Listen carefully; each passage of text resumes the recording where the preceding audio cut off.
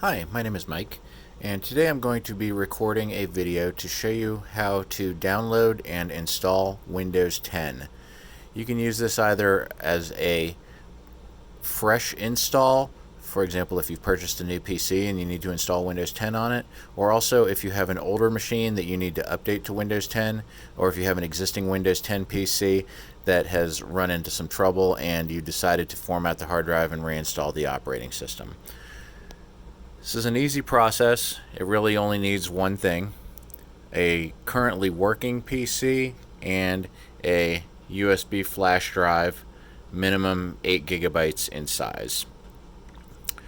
To get started, on your working computer, you want to open a web browser, go to Google, and type in download Windows 10. Do a Google search, and it should be the first thing that comes up. So what we're doing is we're downloading the Windows 10 disk image, which we're going to put on that flash drive, and we're going to use that to install Windows 10 on our broken computer. So we'll click on download Windows 10. This should take you directly to a Microsoft website, which gives you a couple options on there. If you're updating an existing PC to Windows 10, or if you have a PC that's running Windows 10 on an older version, you can use that Update Now button. But what we're going to be doing today is we're going to be downloading the Windows 10 installation media. And we're going to click on download. It's going to ask us to download the media creation tool. It's currently at version 1909, which is the latest version of Windows 10 for general distribution. And that's a reverse date code, so 1909 means 2019, and then the month 09, so it's September of 2019. Microsoft typically releases a major update to Windows 10 every 6 months. So for example, there was a 1903, 1809, 1803, 1709, 1703, all the way back to the first versions of Windows 10, which was, I believe, 1511. So as I said, when you go to download this yourself, it may show a different version number if the next version has been released. So what I'm going to do, I'm going to hit Save File. It's going to ask me where I want to save it. I'll just save it on my desktop. Let's minimize our Google window now because we don't need that anymore. And here it is saved on my desktop, the media creation tool. We're going to run that. Say yes. While we're waiting for that tool to initialize, let's plug in our flash drive. And this doesn't need to be formatted or anything. Windows will automatically prep it for you. So the media creation tool is going to start up, getting a few things ready. I'll walk you through the first few steps, and then I'll pause this video when it gets to the longer process.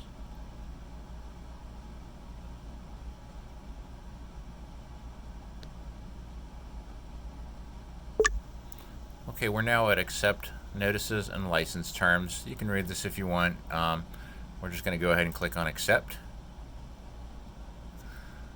Getting a few more things ready. What it's doing is it's starting the process to download the actual installation media which it's going to put on that flash drive.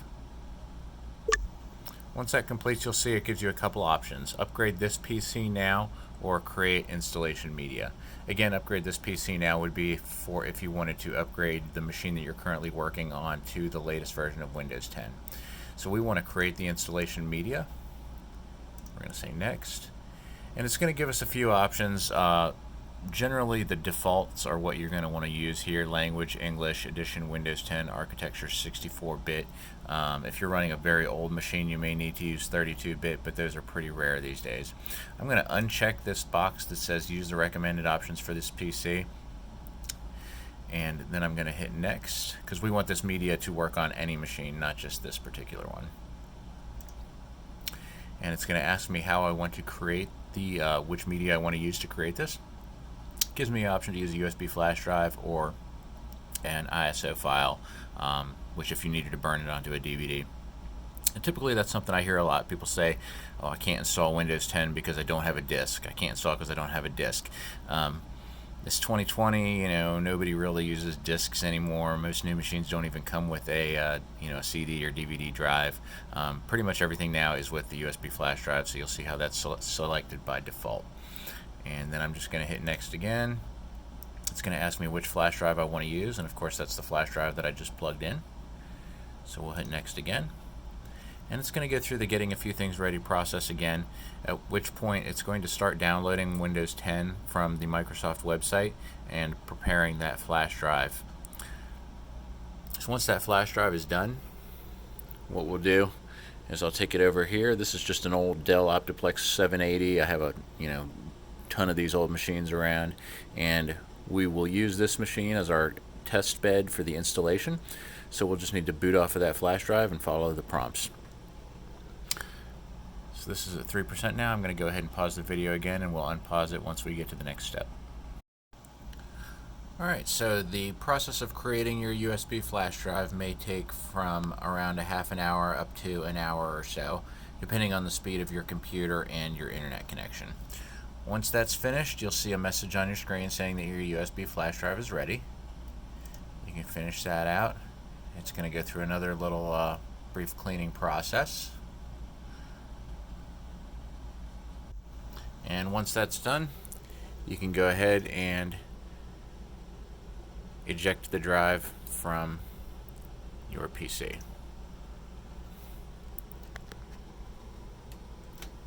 So then we're going to take it over here to our test machine, this old Optiplex 780. Pop it into any available USB port.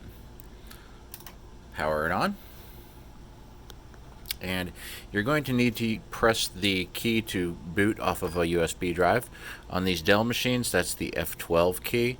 That may vary depending on your particular machine, HP, Toshiba, etc. They all sometimes use different key combinations. If it's not F12, it may be F10. Sometimes it's F2 or Escape. But what you should get is something similar to this screen, the boot device menu, where it asks you what device you want to boot off of. You can also do some system setup and run some built-in diagnostics if your machine supports them. So for this example, I'm just going to scroll down to USB device, select that as my boot device, and it's going to boot Windows 10 off of that flash drive.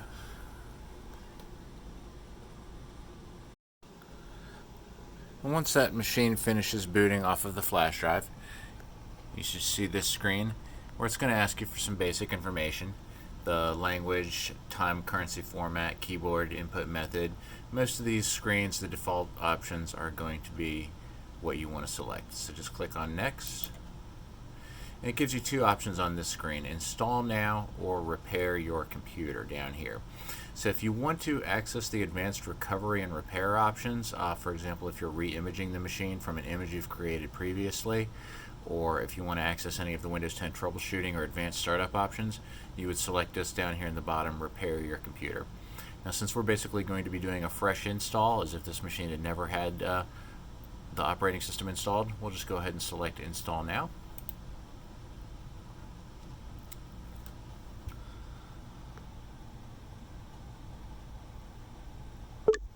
It then brings you to a screen where it wants you to activate Windows.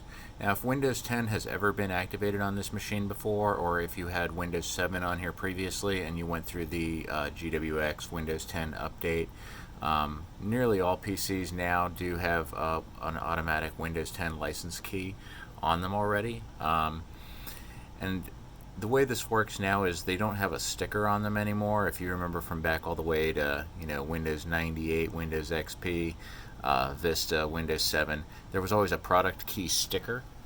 Typically that might be located somewhere like the side or the top of the machine. Windows 10 automatically activates now, assuming it's ever been installed on here before, so you don't actually need to enter a key. If you're doing an in-place upgrade, you might want to enter your existing key if you do have one. Since this particular machine has had Windows 10 on it before, it's already registered on Microsoft servers. I don't really need to do anything on here. I can just hit I don't have a product key, and once the machine is finished being installed and goes online, it would automatically activate Windows 10 when it connects to Microsoft servers. Your one other option, if you don't have a product key, you could buy one, and you can buy this on Amazon.com or from the Microsoft Store. And it asks me what edition I want to install on here. And this is a business machine, so I'm doing Windows 10 Pro. And you can see you do have some other options on here: home, education. Typically, you're going to be using Windows 10 Pro if you're in a a business environment, or Windows 10 Home if this is just for a home machine. I typically recommend the Pro version even for home use. It does include some additional functionality that the home version doesn't, including some additional options as far as configuring updates, domain join, stuff like that. Let's just go next. We'll kind of go through these options a little fast here. Accept the terms. So here's where you get the option to do an upgrade or a custom install. Upgrade would be if you already had Windows on this machine in the past and you wanted to just upgrade the existing version while keeping your files, settings, and applications intact. So since I want to format the hard drive and install this fresh, I'm going to do custom install Windows only advanced. That shows me my 2 existing partitions on the hard drive. I'm going to delete those partitions. Again, this would be like if you wanted to set the machine up fresh from scratch with nothing on there at all, a brand new fresh install of Windows 10. Typically this would also be something like if you're prepping the machine to sell to someone or to give away. You wouldn't want to leave any of your existing applications or documents on there. You want to go ahead and just wipe everything out. So delete those existing partitions, then you'll see drive 0, unassigned space. This is a 1 terabyte hard drive. You don't need to click new or anything else. Load driver would be for if you had a custom hard drive interface like a RAID card. Not very common on a typical desktop machine. So just delete the existing partitions, click on next.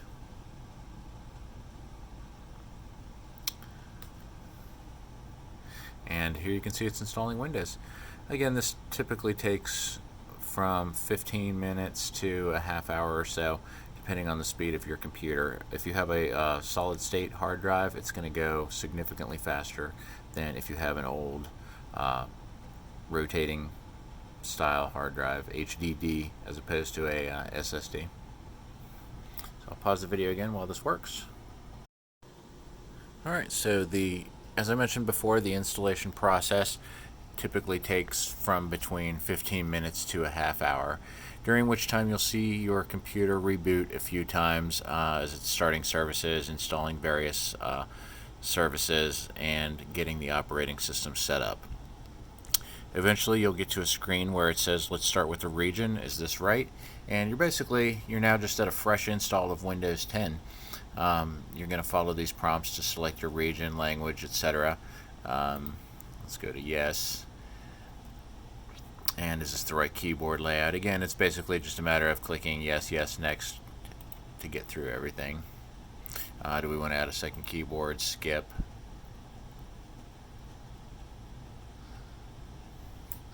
Let's see.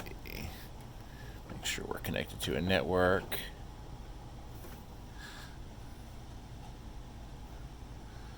If you want, you can say I don't have internet if you haven't plugged in the network yet, or if you are connecting to Wi-Fi. This screen may look different on your machine if you are already connected to an existing network, or if you are going to be connecting to Wi-Fi at a later time.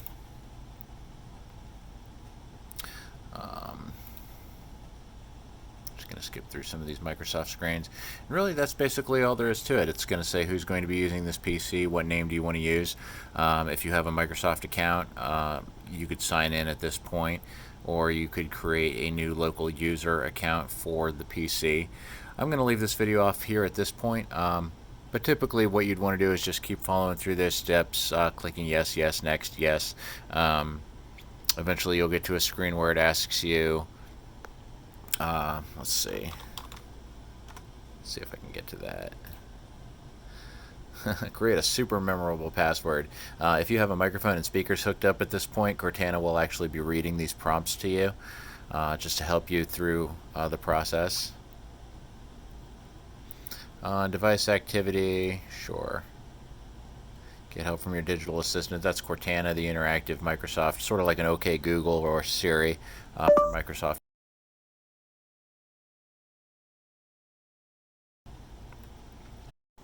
So we'll get to the screen where it wants you to choose the privacy settings for your device. And again, this is up to you. You can just accept all of the basic options. I like to come through and turn off especially this one here, inking and typing. Send inking and typing data to Microsoft. I don't really want to send them my typing data, so I'll turn that off. I'll turn off the advertising ID. Diagnostics data, I'll set that down to basic. Find my device. If you have a device with a GPS tracking, like a laptop, you can turn that on. Desktop PCs doesn't really make a difference.